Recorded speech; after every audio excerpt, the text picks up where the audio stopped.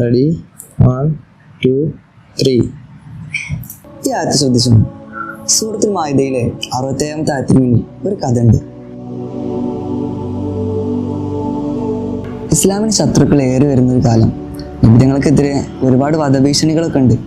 അങ്ങനെ ഒരു ദിവസം രാത്രി നിബിധങ്ങൾ ഉറങ്ങാൻ അങ്ങനെ അസ്വസ്ഥനായി നിൽക്കുകയാണ്. ഒരു കാവൽക്കാരനെ കിട്ടിയിരുന്നെങ്കിൽ എന്ന് നിബിധങ്ങളുടെ മനസ്സിലുണ്ട്. അപ്പോഴാണ് ടെൻറ്റിന് പുറത്ത് 2 വാളുകൾ ഇങ്ങനെ കൂട്ടിമുട്ടണ ഒച്ച നിബിധങ്ങൾ കേൾക്കുന്നത്. നിബിധങ്ങൾ പുറത്തേക്ക് തലയിട്ടിട്ട് ആരാണെന്ന് ചോദിക്കുന്നുണ്ട്. അപ്പോൾ തങ്ങളെ സഅദും ഹുദൈഫയുമാണ്, അങ്ങക്ക് കാവൽ നിൽക്കാൻ വന്നതാണെന്ന് പറയും. അപ്പം നിബിധങ്ങൾ ആശ്വാസത്തോടെ വന്നിങ്ങനെ കിടക്കാൻ നിൽക്കായിരിക്കും. അപ്പോഴാണ് അള്ളാഹു ഈ ആയത്തിറക്കി കൊടുക്കുന്നത്. വല്ലാഹു യഅ്സിമുക മിനന്നാസ്, നബിയെ അങ്ങയുടെ സംരക്ഷണം അള്ളാഹു ഏറ്റെടുത്തിരിക്കുന്നു.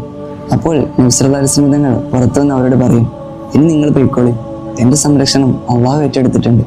പിന്നീട് മേലാൽ നബി സല്ലല്ലാഹു അലൈഹി വസല്ലം തങ്ങൾ കാവൽക്കാരെ നിയമിച്ചിട്ടില്ല.